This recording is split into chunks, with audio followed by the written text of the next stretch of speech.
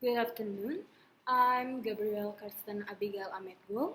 Will be representing SMA Swasta Pattimura. My argument starts in 3, 2, 1.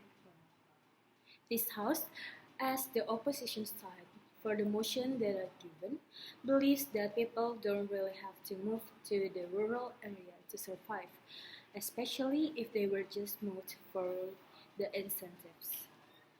The proposition house believes that the reason why people should move to the rural areas are most likely because of the infrastructures can't have the proper function because of the overpopulation. Therefore, the proposition house also believes that the overpopulation of the metropolitan would create something like slums that make people hard to survive because of the competition to live and be able to stay, and that's why people should move to the rural place. But what if the rural areas will create a new slum instead? Because this house believes when people move to the rural area, they gotta build everything from zero, back from the start point again. Will they be able to do that? A reference to the point that people who are moved are most likely those who can't survive in the metropolitan and those couldn't stand the competition and choose to give up from the metropolitan. Therefore, every each of people who moved are having such different goals. What if there's people that taking some benefits that are given by the governments for such a negative reason? Uh, Therefore, if the government chose to give such incentives for those who want to move, this house assumes that the consequences both of both short and long term should be considered too. In a short-term moment, won't people be consumptive and will they still have a spirit to fight and compete as they had back when they fought in the metropolitan?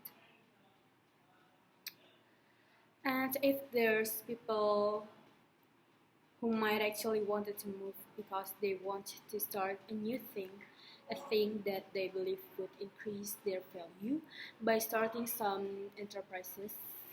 For example, this house believes that it's going to be tough because the people in the rural barely want to spend their money as they believe that it's hard for them to even survive every single day.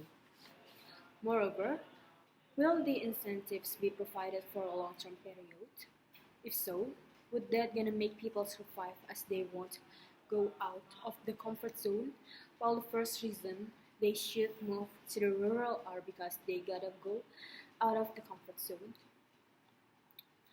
And due to the minimum chances and choices of jobs, this house also assumed that the people would prefer to create things instead of buying things to save their saving.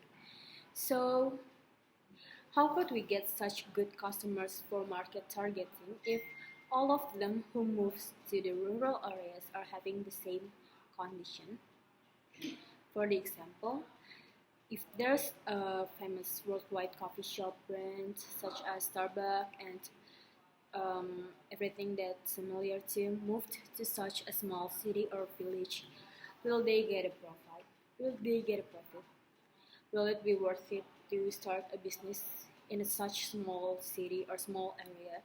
We assume not. We assume that they won't because most of the villagers are most likely to find something that way cheaper to feed. And for the last point, this house would also like to discuss about the system of the government as the proposition house insists that if they move the people first, then everything will come naturally as in the metropolitan. But will it possible to happen if there there there's no rules or system that controlled by the government, as we know that people have their own goals or purpose. So what if they make things worse and creating chaos instead of growing the infrastructures? So, what the proposition, what the proposition house has stated are most likely for the long-term consequences, but this house believes that the short-term effects should be think over too. And for that, this house recommends to fix the system of the government in that rural area first before convincing people to move there.